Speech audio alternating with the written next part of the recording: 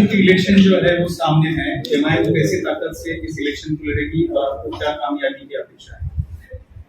हमारे पास कंसिस्टेंटली हमारे संगठन पर, हमारे ऑर्गेनाइजेशन पर पूरी तरीके से काम चल रहा है और उसका रिव्यू भी आज दिए है और पूरा हमारे संगठन के ऑर्गेनाइजेशन के तंजीम के जो जिम्मेदार लोग हैं, प्रेसिडेंट है, जनरल सेक्रेटरी, उनसे हम डिटेल में बात किए और कैसा इलेक्शन में हम तैयारी आगे बढ़ेंगे, कैंडिडेट्स का सिलेक्शन में है और लोगों का काम कैसा हो रहा है, तो सब पे माइन्यूट तरीके से बातचीत हुई और हम उम्मीद है कि इंशाअल्लाह ताला जब कभी भी महाराष्ट्र में ये इलेक्शन होंगे, एमआईएम पार्टी का बहुत अच्छा परफॉर्मेंस है। मुस्लिम आरक्षण के लिए जो आप ये रैली निकालने जा रहे हैं, तो मुस्लिम आरक्षण की आपकी कैसे डिमांड है? बजट में सब 5% की मांग करने वाले हैं, तादाद बड़ी है, इसलिए उसके लिए कोई परसेंटेज की बढ़ाने की मांग है? देखिए, इम्तियाज साहब तो पूरा आपको डिटेल में बोल दिया है, मगर जो मुसलमानों का रिजर्वेशन है वो सिर्फ मुसलमान का नहीं बल्कि मुसलमानों में जो 50 कास्ट है, 50 ऑड कास्ट है, उनको रिजर्वेशन मिला, मुस्लिम को नहीं। और उनका सोशल एजुकेशनल बैकवर्डनेस प्रूव हो चुका है महमूद रहमान कमेटी की रिपोर्ट से। और दूसरा जो एनएसएसओ का डेटा है जिसको हाई कोर्ट ने माना है, हाई कोर्ट ने कहा कि हाँ, ये महाराष्ट्र के मुस्लिम्स में जो इतनी कास्ट है वो सोशली एजुकेशनली बैकवर्ड है और उनको एजुकेशन में रिजर्वेशन मिल सकता है। वो एम्प्लॉयमेंट के खिलाफ नहीं थे, मगर क्योंकि एम्प्लॉयमेंट की सीलिंग 50% ऑलरेडी क्रॉस हो चुकी थी, इसलिए कोर्ट ने कहा कि एजुकेशन में दे सकते। दूसरी बात यह है कि जब पार्लियामेंट में शिवसेना, एनसीपी और आपके कांग्रेस के एमपीज ने महाराष्ट्र के जो ओबीसी का जो बिल आया था पार्लियामेंट में, उसमें उन्होंने सिर्फ मराठा रिजर्वेशन की बात की। हम उनको याद दिलाना चाह रहे कि आप जब मराठा की बात कर रहे, जिसको सुप्रीम कोर्ट ने उनके सोशल एजुकेशनल बैकवर्डनेस को सुप्रीम कोर्ट ने एक्सेप्ट नहीं किया, नंबर 1 पॉइंट, बल्कि महाराष्ट्र के मुसलमानों का सोशल, वो कास्ट का social educational backwardness high court ने एक्सेप्ट किया। तो अब उनको ये बताना चाहिए, ये जो सरकार है उनको बताना चाहिए कि जब एक कम्युनिटी के इतनी कास्ट का सोशल एजुकेशनल बैकवर्डनेस एक्सेप्ट हो गया, जिनको इंसाफ का तकाजा ये है कि उनको रिजर्वेशन मिलना चाहिए। और ये बात सारी दुनिया को मालूम कि महाराष्ट्र में मुसलमानों का जो कास्ट है, उनका लिटरेसी रेट, उनका ड्रॉप आउट रेट, उनका ग्रेजुएशन में रेट, ये सबसे कम है। दलित के बाद उनका नंबर आता है, तो उनको तो मिलना चाहिए। आप सिर्फ मुसलमानों से वोट लेंगे मगर उनको अपलिफ्ट नहीं करेंगे, उनसे इंसाफ नहीं करेंगे। एजुकेशन में अगर कोई कम्युनिटी उठ जाएंगी तो वो खुद एक बहुत बड़ा एम्पावरमेंट होगा। ये जो मौजूदा सरकार है वो कंप्लीटली महाराष्ट्र के मुस्लिम्स के एम्पावरमेंट के लिए काम नहीं कर रही। और एक अहम बात यह है कि आपको याद होगा कि जब महाराष्ट्र के विधानसभा के चुनाव चल रहे थे तो उस वक्त एमआईएम पार्टी पर एनसीपी और कांग्रेस ये कहकर वोट ले रहे थे कि मजलिस को वोट मत दो, असदुद्दीन ओवैसी या इम्तियाज जलील या एमआईएम के लीडर्स की बात में मत आओ, वरना अगर तुम वोट दोगे तो शिवसेना और बीजेपी को फायदा होगा। चुनाव होने के बाद अचानक ये तीनों मिलकर एक दूसरे से शादी कर लेते, निकाह कर लेते। ये कौन सा सेकुलरिज्म है? ये कौन सा सेकुलरिज्म है? आप तो महाराष्ट्र की जनता को धोखा दिए, स्पेशली महाराष्ट्र के मुसलमानों को धोखा दिया। आप मुझे मेरा डर दिलाकर एमआईएम का खौफ दिलाकर आपने वोट तो बटोर लिया, मगर जाकर झोली में डाल दिया शिवसेना के। तो ये इनकी हिपोक्रेसी है। मगर आज हम जो डिसाइड करें इसका डिसाइड करें, और 27 तारीख की मीटिंग होगी नवंबर में इंशाल्लाह। मगर एमआईएम पार्टी ये सरकार से इमीडिएटली डिमांड करती है कि महाराष्ट्र के मुस्लिम्स को रिजर्वेशन जो हाई कोर्ट ने क्लियर कर दिया उसको दिया जाए, इमीडिएटली दिया जाए उसको आपको रोकने की जरूरत नहीं है। अगर आप सच्चे हैं, अगर आप सिंसियर हैं अपनी बात में, तो इसको इम्प्लीमेंट करिए। और ये होना चाहिए, ये जस्टिस का एक सवाल है और हम देखेंगे। सर, जैसा कि अपना महाराष्ट्र में आपने मुसलमानों के अपना आवाज उठाई, उसका खैर मकदम है, लेकिन तेलंगाना में ही 12.5% रिजर्वेशन का ऐलान। तेलंगाना में अभी जो हमारे रिजर्वेशन तेलंगाना मिल रहा है वो सुप्रीम कोर्ट का स्टे पे मिल रहा है, और हमारी असेंबली में हमने रेजोल्यूशन भी पास किया है, गवर्नमेंट ऑफ इंडिया को भेजाया है कि 50% कोटे को ब्रीच करवा। ये बात मैंने पार्लियामेंट में भी कही थी कि 50% जो कोटा जो सुप्रीम कोर्ट बोल रहा है उसको सेंट्रल गवर्नमेंट एक लॉ बनाए, उसको ब्रीच करे। और हमारा डिमांड ये है कि पूरे देश में, पूरे मुल्क में जो आबादी का 50% हिस्सा है उनको आप 27% दे रहे, और जो 10% है उनको आप 20% दे रहे। तो ये नरेंद्र मोदी की गवर्नमेंट के लिए भी पार्लियामेंट में डिमांड किया कि आप 50% का जो है उसको ब्रीच करिए, लॉ लेकर आइए आप। क्योंकि आपके पास आज मुल्क में, देश में एम्पिरिकल डेटा है जो इस बात को बता देगा कि अदर बैकवर्ड कास्ट भी इसको डिजर्व करते हैं। मगर मुस्लिम आरक्षण का मसला है कि ऑलरेडी हाईकोर्ट क्लियर कर चुका है उसको। जिस दिन 50% का law government of India Modi लेके आएंगे, फैंटास्टिक, तेलंगाना में बढ़ेगा कोटा, क्यों नहीं बढ़ेगा। मगर आज आपको जो है मिल रहा है ना 4%, तो आपको जो मिल रहा पहले ले लेना, जो पहले मिल रहा उसको ले लो आप, उससे फायदा भी हो रहा उससे। आप कुछ बोल रहे सर, उत्तर प्रदेश और दिल्ली के इलेक्शन है, आप उत्तर प्रदेश में गए अभी, और वहाँ पर आप राजधर सिंह की पार्टी से आप अलायंस करने वाले थे, लेकिन वो छोड़कर चले गए। अब जो आपके सामने यहाँ पर भी, जैसा कांग्रेस ने और एनसीपी ने यहाँ पर प्रोपेगेंडा करी कि अगर आप वोट देते हैं तो बीजेपी आ जाएंगे, वहां पर भी यही मामले चल रहे हैं। आप ये देखिए ना कि आज मेरे को बहुत मजा आ रहा, मैं बैठ के बोलते हैं, इंग्लिश में क्या बोलते हैं, पॉपकॉर्न मोमेंट बोलते हैं। वो क्या है, कांग्रेस लालू प्रसाद यादव को क्रिटिसाइज कर रही है, उन्होंने बीजेपी से मिले हुए। लालू प्रसाद यादव कांग्रेस को क्रिटिसाइज कर रहे कि इनकी वजह से हम सरकार नहीं बना सके।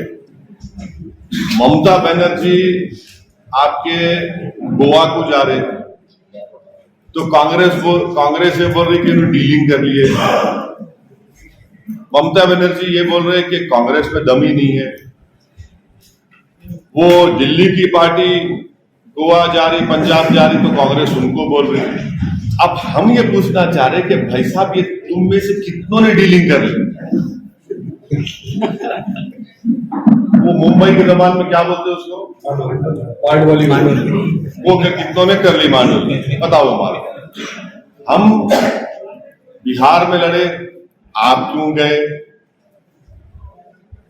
बंगाल में हम नहीं जीते, आप क्यों गए? अब उत्तर प्रदेश में जा रहे, तो अरे भाई तुम आपस में ही तुम एक दूसरे को गाली दे रहे। तो ये इनको एक्सपोज करना कि बस आप हमारे टेरिटरी में नहीं आते। जैसे यदि फ्यूडल लैंडलॉर्ड्स हैं, लोग फ्यूडल लैंडलॉर्ड्स हैं, ए तुम कैसा है भाई, गया फ्यूडलिज्म का जमाना चला गया, कोई नहीं रुकने वाला। सर, इसी से जुड़ा हुआ सवाल, एमआईएम के हिस्से में ही क्यों आता है वोट कटवा पार्टी? नहीं, इसलिए आता है, इसलिए लोग ये झूठा इल्जाम लगाते क्योंकि कोई भी पार्टी, चाहे बीजेपी हो, शिवसेना हो, कांग्रेस हो, एनसीपी हो या आपके समाजवादी पार्टी हो, वो नहीं चाहते कि भारत के मुसलमानों का एक पॉलिटिकल लीडरशिप का प्लेटफॉर्म बने या पॉलिटिकल लीडरशिप क्रिएट हो। वो सब समाज की लीडरशिप चाहते, मगर अगर किसी एक समाज का पॉलिटिकल एम्पावरमेंट नहीं चाहते तो मुसलमान का। ये हकीकत है।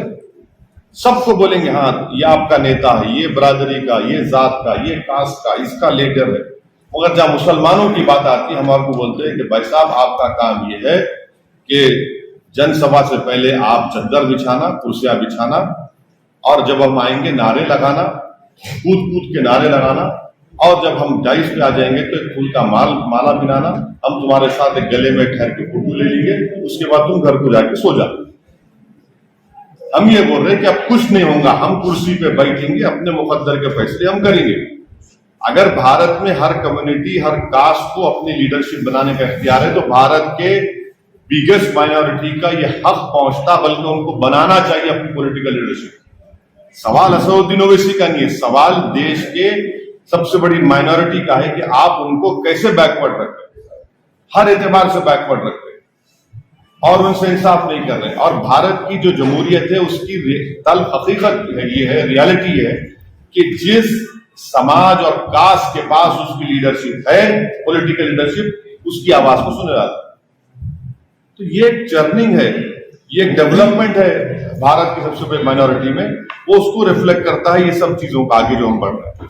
सर जैसा आपने माइनॉरिटी की अलायंस की जब बात आती है तो आपका वंचित के साथ जो है अलायंस टूट गया था, उसके बाद आपने महाराष्ट्र में ऐसी कोई पार्टियां हैं जब देखिए वंचित से हम नहीं अलायंस तोड़े, हमारी तरफ से हम नहीं तोड़े, ये बात मैं ऑन रिकॉर्ड कई मरतबा कह चुका हूं, आज भी कह रहा हूं, और आज भी मेरे दिल में और कल भी इंशाअल्लाह ताला जब तक मैं जिंदा रहूंगा, प्रकाश अंबेडकर साहब के ताल्लुक से मेरे दिल में हमेशा हमदर्दी रहेगी।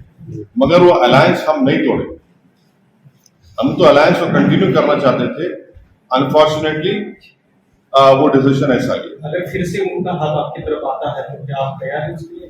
देखिए politics is the art of impossible, तो अगर ऐसे हालात बनते हैं, कुछ होता है तो जरूर आपको बताएंगे। दूसरा सवाल ये है कि कारपोरेशन के बहुत सारे इलेक्शन है, 6 से 8 कारपोरेशन जो है महाराष्ट्र में, उसके इलेक्शन सामने है, कुछ दिनों में होने वाले हैं। तो एमआईएम के ये सारे कारपोरेशन की इलेक्शन लड़ने वाली है, मुंबई का भी इलेक्शन है, वही बात इम्तियाज जलील साहब ने आप तमाम को बताई है। यकीनन एमआईएम पार्टी उन इलेक्शंस में हिस्सा लेगी और पूरी तैयारी के साथ हम उसमें इलेक्शन में हिस्सा लेंगे, लड़ेंगे, और इंशाअल्लाह हमको यकीन है कि जनता अपनी दुआओं से, अपने वोट से हमको कामयाब करेगी। सर माइनॉरिटी के हुकूक के लिए एक ही आवाज पूरे मुल्क में गूंजती है, वो आपकी आवाज है, लेकिन इस मुल्क में अक़लियतों के साथ जो कुछ हो रहा है, जैसे आसाम और त्रिपुरा, नहीं देखिए त्रिपुरा में जो कुछ हो रहा है वो बीजेपी गवर्नमेंट की नाकामी और उनके सपोर्ट से वो तमाम गुंडे लोग मस्जिदों को टारगेट किए, मस्जिदों को नुकसान भी पहुंचाए, मस्जिदों को जलाए भी। ये त्रिपुरा की बीजेपी गवर्नमेंट की खुली उनका कन्नाइवेंस है, उनकी नाकामी है, और वो ओपनली उनको इजाजत दी है कि इस तरह का जुलूस निकालो और जाकर ये तमाम वेंडलिज्म करो। आसाम में बीजेपी की सरकार है, वहां पर तो आप देखें कि आदमी जिसको पुलिस ने गोली मार दी, उसकी लाश के ऊपर एक फोटोग्राफर जो गवर्नमेंट का उसको कूद रहा है। आप ये भी देख लिए कि उत्तर प्रदेश में एक गुप्ता साहब है जिनको गोरखपुर की पुलिस कस्टडी में उनके डॉक्टर से डेथ हो गया। तो उत्तर प्रदेश के चीफ मिनिस्टर और समाजवादी के अखिलेश यादव उस पीड़ित परिवार घर चले गए। हम भी कंडेम किए गुप्ता साहब के डेथ को, गवर्नमेंट से 50 लाख दिए और समाजवादी से 21 लाख का चेक दिया। वही उन्नाव में एक फैसल नाम का बच्चा है, तरकारी बेचने वाला, 19 साल का भी नहीं है बच्चा, उसको पुलिस कस्टडी में मर गया। आज तक कोई नहीं आता पूछने उसको, कोई पूछता नहीं जाके उसको। ये सेलेक्टिव सिंपैथी जो है ना, ये बताता है कि मुसलमानों के ताल्लुक से कितनी हमदर्दी के दिल में है और दिमाग में। तो ये तो हो रहा है। आर्यन खान का जो मैटर अभी चल रहा है, अरे मेरे को क्यों पूछ रहे हो? मैं कोई ट्विंकल टिंकल लिटिल स्टार हूँ। हम क्या कम है क्या? ये हमारा सब मुफ्ती साहब हमारे बिगेस्ट स्टार है, फारूक शाह सुपर स्टार है, इम्तियाज जलील मेगा स्टार है। ये हमको कहा ले गया सर बांग्लादेश में भी क्या? अकलियत हम उससे क्या कर? सर, जिस तरह से सेंट्रल की टीमें महाराष्ट्र में कारकर्दगी कर रही है, जैसा अरे मेरी एक बात सुनिए, ख्वाजा यूनुस की लाश अब तक नहीं मिली। कौन रोएगा ख्वाजा यूनुस के लिए? जिसके पास दौलत है, जिसके पास पैसा है, उसकी बेल की हियरिंग भी होती है और बेल भी हो जाती है। एक सिद्दीक कप्पन है, आपकी फ्रेटर्निटी का जर्नलिस्ट है, हाथरस में एक रेप हुआ था दलित बच्ची का, उसको कवर करने गया, अब तक जेल में है, कोई पूछने वाला नहीं है।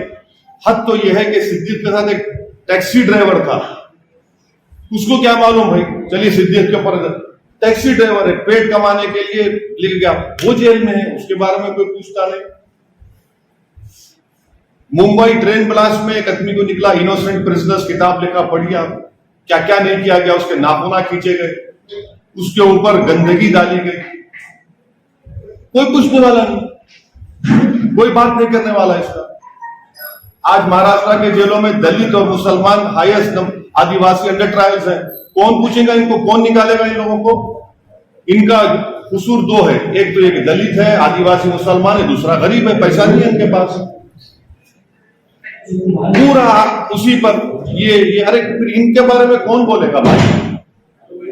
क्या ये हमारा सिस्टम, हमारा सरकार क्या खाली पैसे वालों के लिए जस्टिस फॉर रिच ओनली हो चलेगा, या फिर जस्टिस फॉर द पोर भी होगा, बेल फॉर द पोर भी होगा, नहीं होगा? इस पे बात ही नहीं हो रही।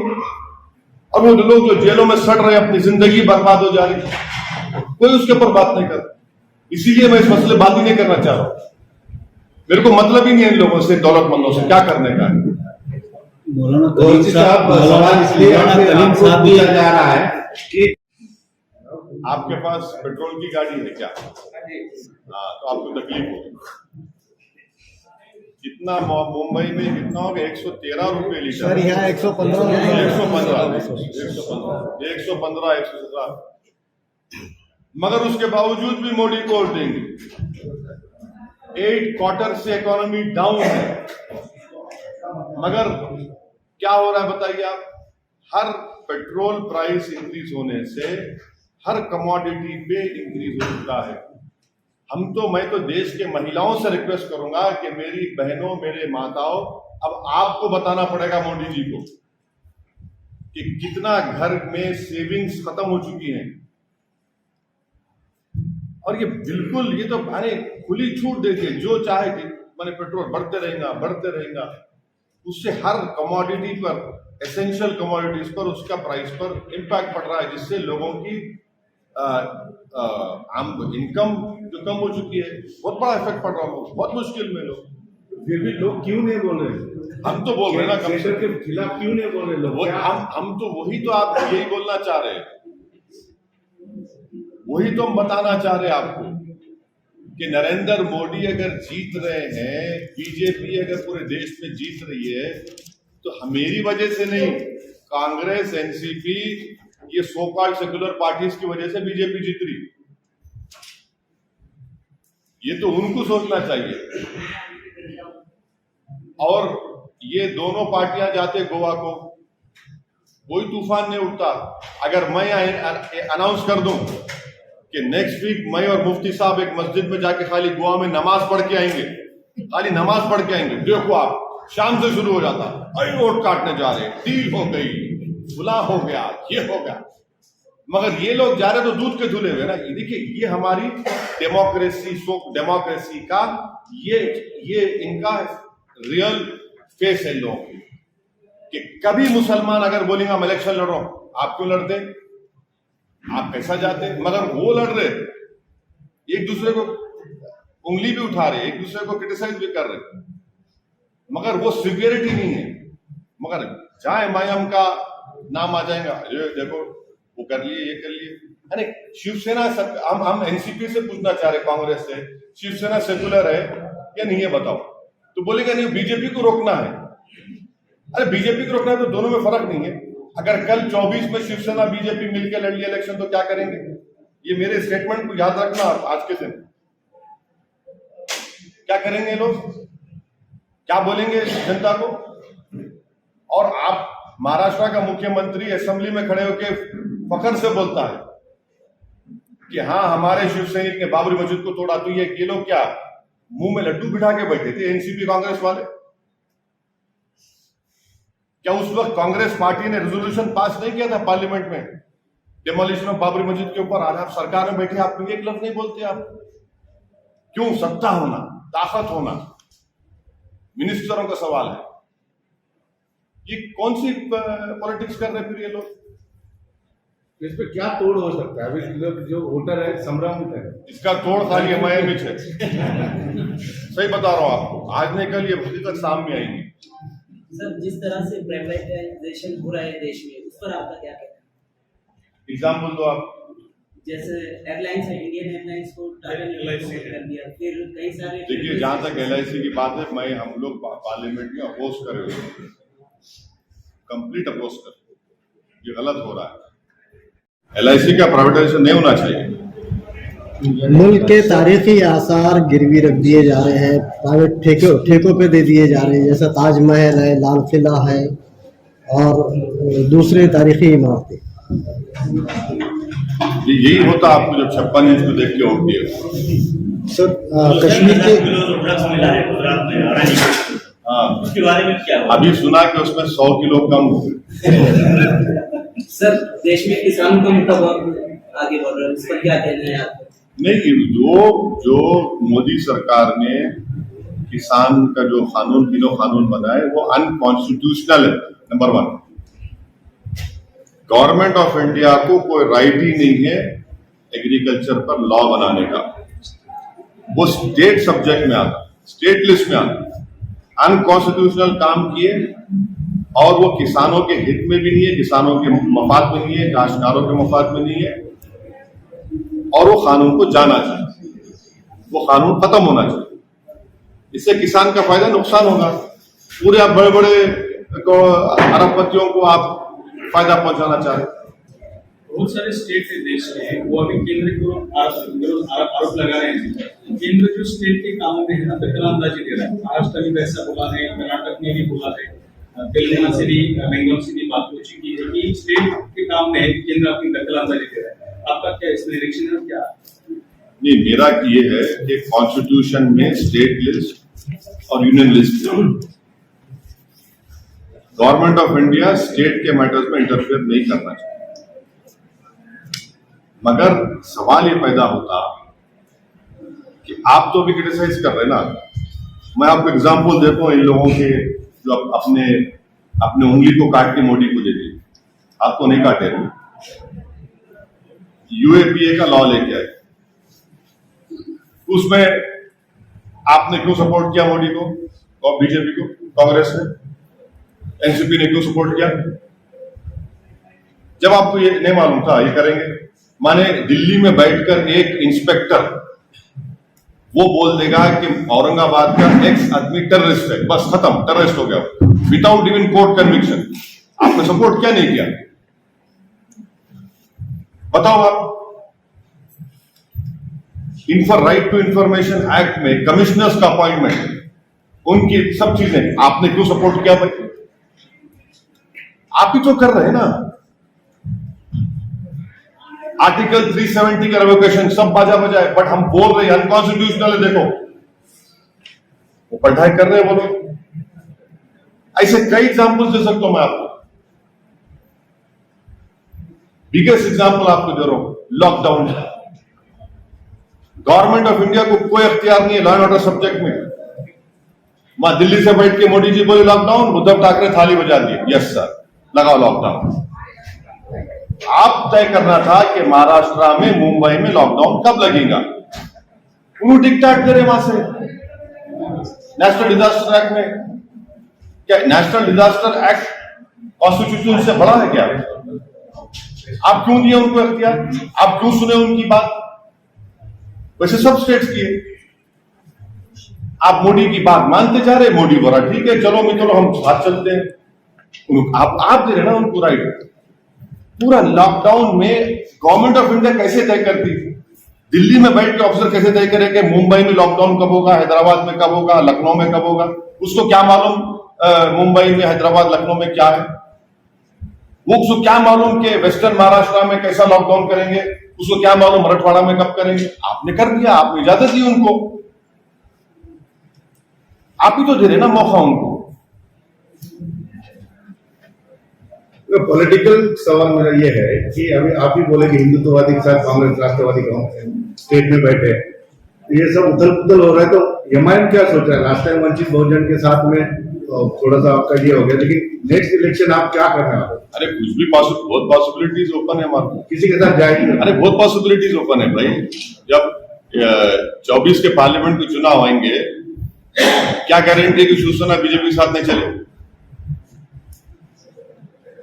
उत्तर प्रदेश में तो उनके कदम पे एमआईएम बाद में कदम डालेगा? हाँ नहीं, हमारा रास्ता एक से सीधा है, जिसको हम उर्दू अरबी बोलते सिराते मुस्तकीम का रास्ता है, स्ट्रेट पाथ। वो ये लोगों का कैसा है, ये कभी नाली में गिर जाते, कभी खड्डे में गिरते, कभी ये पानी में, कभी बुरे पानी में, निकल के फिर साफ पानी में आ जाते। इनका प्रॉब्लम ये है।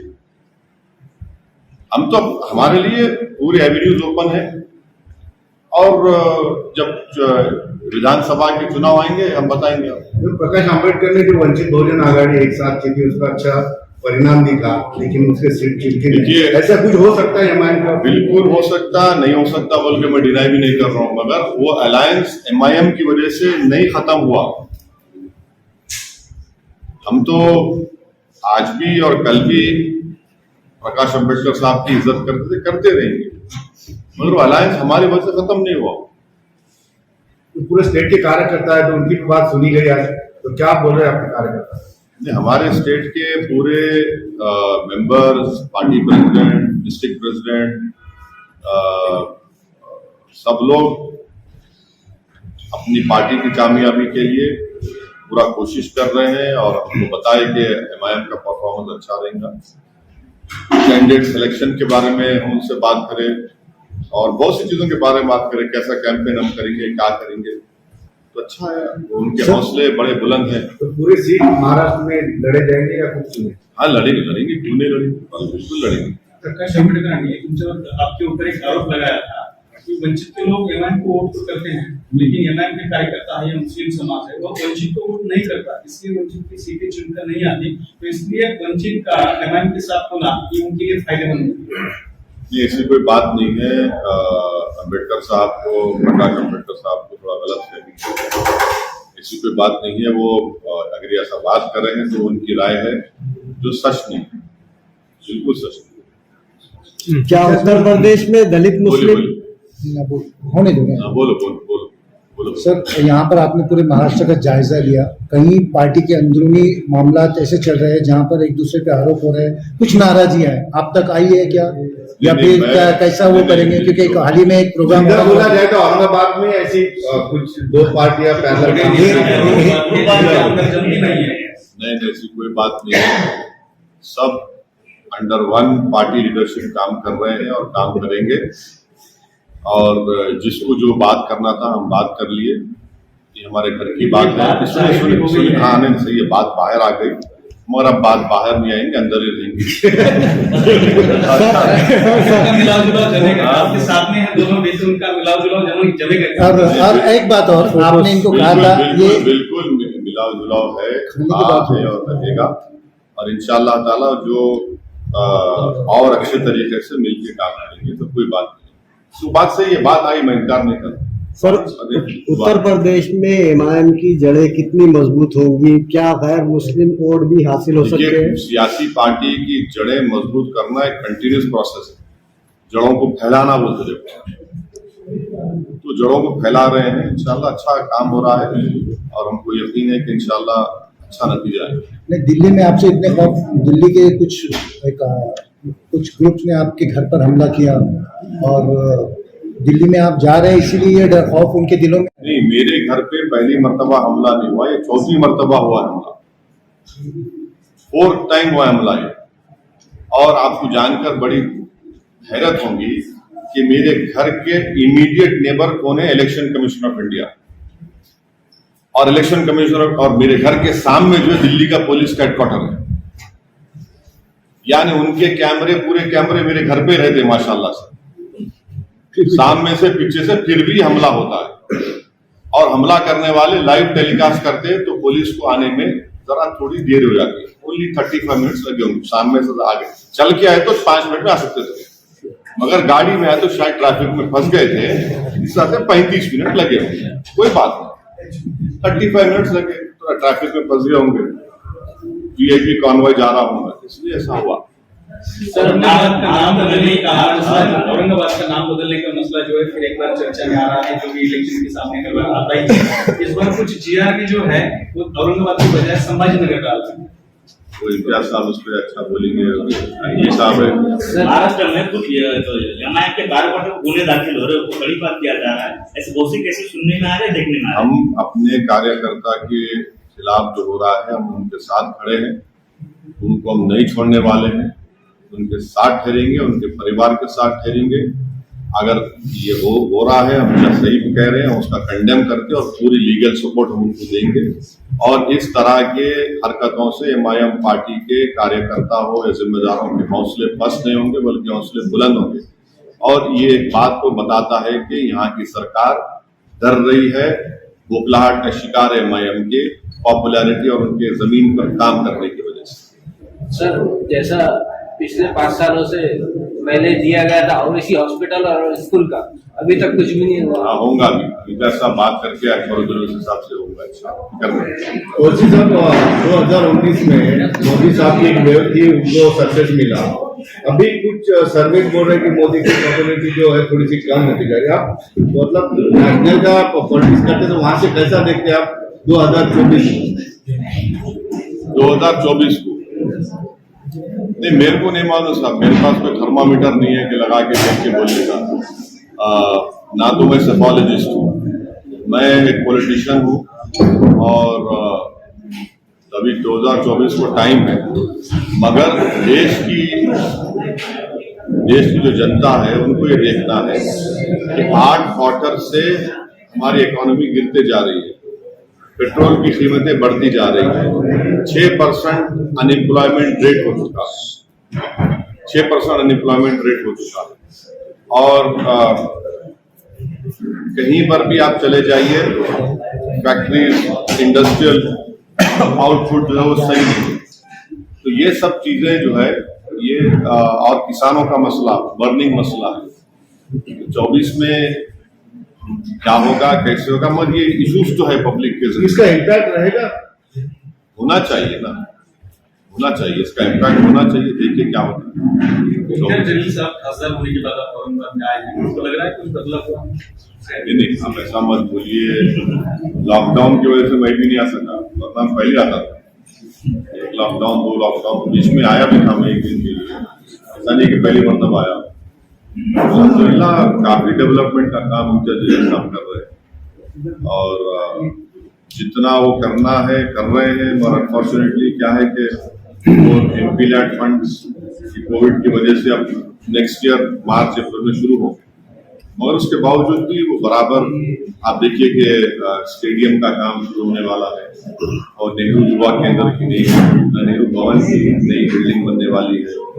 और गडकरी साहब से जाके मिले लंबा फ्लाईओवर के लिए जालना रोड पे। चौथा, वो खुद PIL डाले कोर्ट में अपॉइंटमेंट ऑफ डॉक्टर्स के जो स्केर्सिटी है। तो मैं समझता हूँ कि एज एन MP माशाल्लाह से इम्तियाज साहब बहुत अच्छा मेहनत कर रहे हैं, काम कर रहे हैं, रिजल्ट भी आ रहे हैं। जो बरसों से औरंगाबाद के इलेक्टोरेट जिस चीज को देखना चाह रहे थे कि डेवलपमेंट हो, काम हो, कोई MP जो है काम करे, वो उनको आज देखने को मिल रहा है। सर, मोदी के दौरे हुकूमत में मुल्क की सरहदें कितनी महफूज है, खासतौर पे चाइना, कश्मीर? देखिए, चाइना ने एक कानून पास कर दिया अपने बॉर्डर्स के ऊपर और चाइना ने, और उसके ऊपर मैं हाँ, अब आप मेरे को ये बताइए कि हमारे डेप्सांग, डेमचौक, गोगरा में जो लद्दाख में है, चीन की फौज बैठी हुई है। ये कैसा नेशनलिज्म है आरएसएस का, बीजेपी का, कि भारत की सरजमीन पर चीन बैठा हुआ है, आप कुछ नहीं करते। और चीन ने जो अपना बाउंड्री लॉ बनाया है, मेरा सवाल मोदी गवर्नमेंट से ये है कि हमारी सरकार जो है, AIB बैंक है जिसको चाइनीज कंट्रोल करते हैं, उनसे कर्जा लेके वैक्सीन खरीद रहे आप। वो बैंक को चाइनीज कंट्रोल लेते हैं, उनसे आप लेके वो कर रहे हैं। अच्छा, चाइना से ट्रेड हमारा ऑल टाइम हाई है, 100 बिलियन हो गया माशाल्लाह से। कि ये देखो, आप इनको कुछ बोलेंगे तो नहीं, हम ऐप बैन कर दिए बोलते हैं। चाइना और भूटान हमारा करीबी दोस्त, वो चाइना से बाउंड्री टॉस का फ्रेमवर्क बना लिया और हमारे नेबर्स का रिलेशन चाइना से अच्छा हो गया। चाइना आज भी लद्दाख में बैठा हुआ है, 18 महीने हो गए चाइना लद्दाख में बैठकर, कोई अकाउंटेबिलिटी नहीं है। मैं तो मोदी सरकार से हमेशा डिमांड कर रहा हूं कि आप जो है ग्रुप ऑफ एमपीज को लद्दाख लेके जाइए, हमारे को दिखाइए ना क्या है लद्दाख में, चीन बैठा है नहीं बैठा है। 18 महीने से मोदी जी खुद बोले थे, आपको याद होगा ना, घुसा है ना कोई घुसा हुआ है, तो फिर आज आप क्या बात करें डिसएंगेजमेंट की चाइना से? ये कैसा है, लोग कैसा, आरएसएस कैसा खामोश बैठी हुई है भाई? वहां पर चीन घुस के बैठा है भारत क्या, और हम बोंगसोंगसू लेक में ऐसा उनसे फ्रेमवर्क करें कि भाई एक एरिया बना दिए, ठीक है आपने जाना, हम, अरे मैं अपने घर में नहीं जा सकता हूं, मैं अपने घर की जमीन में। ये है ओके सर। 370 हटने के बाद बीजेपी का हर एक मिनिस्टर को हर 15 दिन 20 दिन में मिनिस्टर जाता, अगर रिसेंटली होम मिनिस्टर जाके आए। 370 के बाद आप कश्मीर को कैसा देखें? क्या बदला कश्मीर में? कुछ नहीं बदला। 15 से हमारे भारत के सिपाहियों को टेररिस्ट उनकी जान ले लिए, सिविलियन किलिंग्स हो गए 20 से 25 वहां पे। पाकिस्तान से ड्रोन्स में हथियार आ रहे हैं, क्या कर रहे हैं भाई आप? क्या कर रहे हैं वहां पे आप? कुछ नहीं कर रहे। और आप किसकी बातों में आकर आपने पाकिस्तान से सीज फायर दोबारा साइन किया भाई? किस बुनियाद पे साइन किया आपने सीज फायर को? कौन सा सीज फायर है जो हमारे सिपाही मर रहे हैं वहां पर? LAC पे चीन, LOC पे पाकिस्तानी हरकत कर रहा है, और आप क्रिकेट मैच खेल रहे। क्रिकेट मैच हम बोले मत खेलो, हार गए तो खाली शम्मी को टारगेट बना रहे आप। क्या फॉरेन पॉलिसी है मोदी सरकार की, बताइए आप।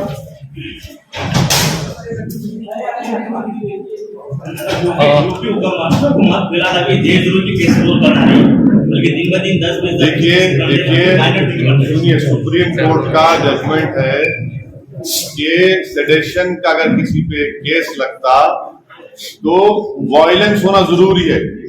जो वायलेंस नहीं हो, सेडेशन कैसा होता बताइए? कैसा सेडेशन केस बुक करते आप? बल्कि सुप्रीम कोर्ट ने एक जजमेंट, अभी एक बेल ऑर्डर आया था 2 दिन पहले, आप देखो, जिसमें सुप्रीम कोर्ट ने कहा कि section 38 and 39 of UAPA will not apply even if you are favoring some terrorist organization। Supreme court का जजमेंट है वो। आप मैंने अगर मैं गलत कह रहा हूं तो बस उसका देख के बोलता हूं, मैं लाइव लॉ में पढ़ा, मैं वो बोलता नहीं मालूम यहाँ पे, हमारा सेक्शन सुप्रीम कोर्ट जजमेंट है, आप देख लीजिए वो। तो ये बात करें कि सेडेशन लगा दो, ये लगा दो, और आपके जो मिनिस्टर का बेटा है, उनको डेंगू हो गया तो मलेरिया हो गया तो जेल में टहल रहा, चमन में टहल रहा। वो वीडियो वायरल हुआ तो जेल को भिजा दिया उसको।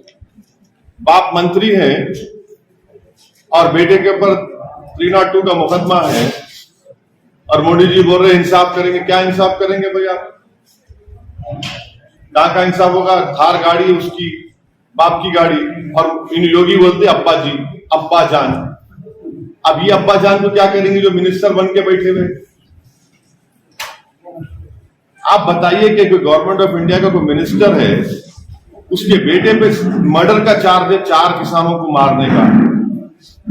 अरे मॉरली तो आप उसको रिजाइन कराओ, जब कोर्ट डिसाइड करता उसके बाद आप फैसला लो। मर नहीं दिखाना चाह रहे कि हम तुम्हारे साथ खड़े हुए, उसमें भी कास्टिज्म है क्योंकि उनका ताल्लुक एक अपर कास्ट कम्युनिटी से।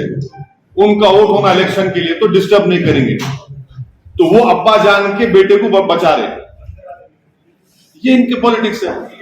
तीन प्रश्न विचारतो। एक म्हणजे निवडणूक शहरातली, औरंगाबाद शहरातली आपण बैठक घेताय खुलताबादेत, याचं नेमकं काय कारण आहे? दुसरं म्हणजे सोलापूर नहीं खुलदाबाद में अच्छी जगह है ना, साफ सुथरी जगह है। काय है?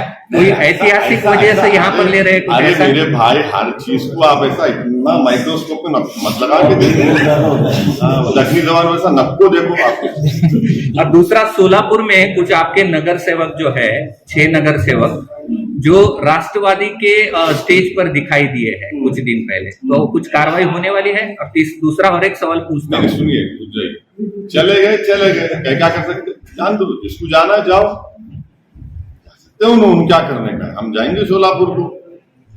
और तीसरा, अभी 5 राज्यों के चुनाव आ रहे हैं, तो एमआईएम पार्टी इनमें से किन राज्यों में अपनी ताकत लगाकर लड़ेगी? यूपी में तो हम लड़ रहे हैं, यूपी में पूरी तैयारी कर रहे हैं और यूपी में अच्छा खासा हमारा काम भी। कितनी सीटें कुछ तो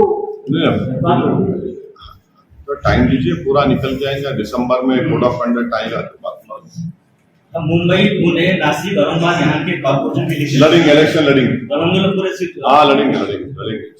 अभी महाराष्ट्र में महाविकास आघाड़ी की सरकार में कांग्रेस, एनसीपी और ये 3 पार्टीज है, तो अब एमआईएम का और बीजेपी का कुछ नहीं चलेगा। शिवसेना और एनसीपी कांग्रेस का लोगों का कहना है तो आने वाले बिल्ली के ख्वाब में छिछड़े रहते खाली। तो आप बीजेपी के साथ जब विधानसभा में छोड़िए ना, बिल्ली के ख्वाब में छिछड़े रहते, मालूम हो जाएगा इंशाल्लाह ताला। लेकिन सर अगर ये तीनों पार्टियां साथ में लड़ेगी, हाँ तो कहाँ सीटें बचेगी? आप तीनों मिलकर आप बोल दिए, मिलकर लड़ते, बोल के क्या होता? एक मर्द सब पे भारी, फिक्र मत करो। बी टीम बोल के विधानसभा में बी टीम सुनिए, हमारे को बोले कि ओवैसी को मजलिस कोर्ट मत दो, शिवसेना बीजेपी आ जाएगी। चुनाव हो गए तो तीनों शिवसेना कांग्रेस एनसीपी बैठ के निकाह कर लिए। अब वो मुफ्ती साहब फतवा दे सकते, वो सियासी निकाह कैसा होगा? निकाह कर लिए, तीनों मिलकर शादी कर ली। नहीं तो विधानसभा चुनाव में कुछ फोटो तस्वीरें भी बाहर आई थी ना, खासदार साहब के घर में कोई लोग मिले, उनसे बात किए, ऐसे कुछ तस्वीरें भी आई थी सामने बीच में। क्या मिले? बीच में विधानसभा इलेक्शन में आपको बी टीम कहते हैं, इसलिए हम पूछ रहे हैं। हाँ, मिलने के बाद खड़ा नहीं करना है ऐसा कुछ। अगर मिले तो घर में मिले ना, उम्मीदवार कैसे मिलते हैं उसी टाइम? सुनिए, मिले होंगे तो उसमें बुरी बात क्या है? मगर हम लड़ रहे बीजेपी से, हम लड़ रहे शिवसेना से, लड़ रहे कल्याण का। अच्छा, अभी ये तो वंचित के साथ प्लान है कुछ? वंचित के साथ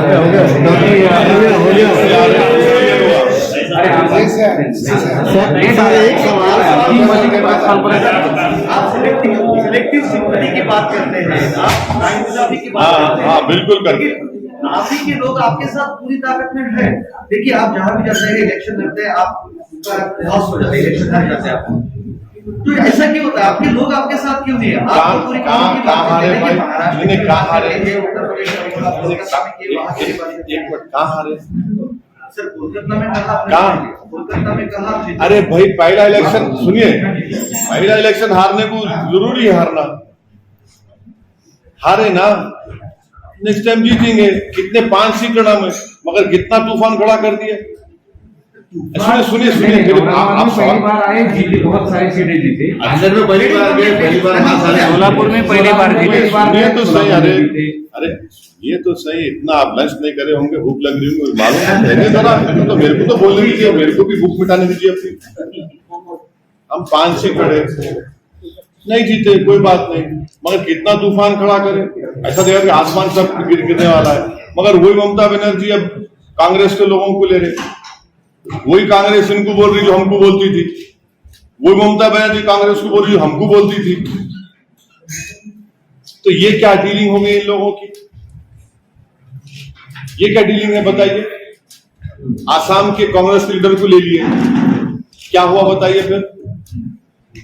और गोवा में जाके ममता बनर्जी मीटिंग को एड्रेस कर रहे, लालू प्रसाद यादव कांग्रेस के खिलाफ इलेक्शन लड़ रहे, वही बिहार में हम 19 सीट लड़े, 5 जीते, 9 पे लालू कांग्रेस जीते, 6 पे एनडीए जीता, इतना तूफान मचा है। अब दोनों लड़ रहे, तो क्या है भाई ये होली अलायंस है क्या ये? नहीं हम आप देखिए आपका आपके साथ है, आप मुसलमानों की बात करते हैं, कौम की बात करते हैं, देखिए आपको लोग आपके साथ नहीं आपकी गलतफहमी दूर कर दे रहा हूँ। आप क्यों से मुसलमान बोले, मेरे साथ दलित भी है, मेरे साथ आदिवासी भी है, मेरे साथ हर वो आदमी है जो इंसाफ को पसंद करता, क्यों नहीं है भाई, बिल्कुल है। और आप चेंज देखते जाएंगे और चेंज होगा इंशाल्लाह माहौल। टर्नआउट में नहीं दिखता, इसीलिए नहीं अरे टर्न आउट में भी दिख रहा भाई। देखिए 21 साल के शिवसेना को एमपी को कौन हराए? कांग्रेस हराई, एनसीपी हराई, औरंगाबाद की जनता हरा दी उनको, तो ये भी तो फैक्ट है ना। तो ओबीसी रिजर्वेशन को लेके काफी मैं बोल दिया ओबीसी के बारे में, आपके लिए फिर रिपीट कर रहा हूं। हम बीजेपी गवर्नमेंट को ये चैलेंज कर रहे हैं कि अगर उनको ओबीसी से मोहब्बत है तो 50% लिमिट को ब्रीच करिए और भारत के कॉन्स्टिट्यूशन में अमेंडमेंट करिए, बिल लेकर आइए पार्लियामेंट में, क्योंकि जो समाज का 50% है उसको 27% कैसा मिलेगा रिजर्वेशन? ये तो नाइंसाफी है ना। जो 10% है उनको आप 20% दे रहे, ये क्या बात है भाई? तो 50% लिमिट को ब्रीच करना और ओबीसी में सब कैटेगराइजेशन होना जरूरी है, सब कैटेगराइजेशन होना जरूरी है। अभी थर्ड अलायंस बीजेपी के खिलाफ खड़ा करना चाहते हैं लोग, मीटिंग भी कर रहे हैं, ममता जी है, शरद पवार है, बीच में मीटिंग भी हो रही है नेशनल लेवल पर। आपको कौन सा ऐसा चेहरा लगता है कि जो इन सब लोगों को इकट्ठा ला सकता है, किसके साथ जाना चाहिए, ऐसा कोई चेहरा आपको लगता है? अरे भाई ममता बनर्जी कांग्रेस आजकल टक्कर में है, एक दूसरे को बोल रहे बीटी इनसे पैसे ले लिए, उनसे ले लिए। अब वो उनपे पूछ लो आप कौन सा चेहरा है, क्या है, मेरे को नहीं मालूम। लेकिन ये अलायंस सक्सेस हो सकता है क्या? कौन सा? मोदी के खिलाफ, मोदी के खिलाफ 2024 कहाँ का अलायंस? तीसरी आघाड़ी बनर्जी है, बाकी कौन सी आइडियोलॉजी पे बेस रहेगा जिसमें शिवसेना भी रहेंगी? नहीं, शरद पवार लगता है आपको कि कोई चेहरा हो? शिवसेना भी रहेंगी। शरद पवार ऐसे चेहरा होगी क्या? शरद पवार ऐसा चेहरा लगता है आपको कि सबको साथ ला? नहीं हो सकता, ऐसा कहना आपका? नहीं देखिए आप मेरे मुंह में अल्फाज मत डालिए, मैं जो बोल रहा हूँ मेरे मुंह मेरी जबान है, आपकी जबान नहीं है। मैं जो बोलूंगा सच बोलूंगा, और ये है कि अभी 24 को टाइम है। Thank you for giving.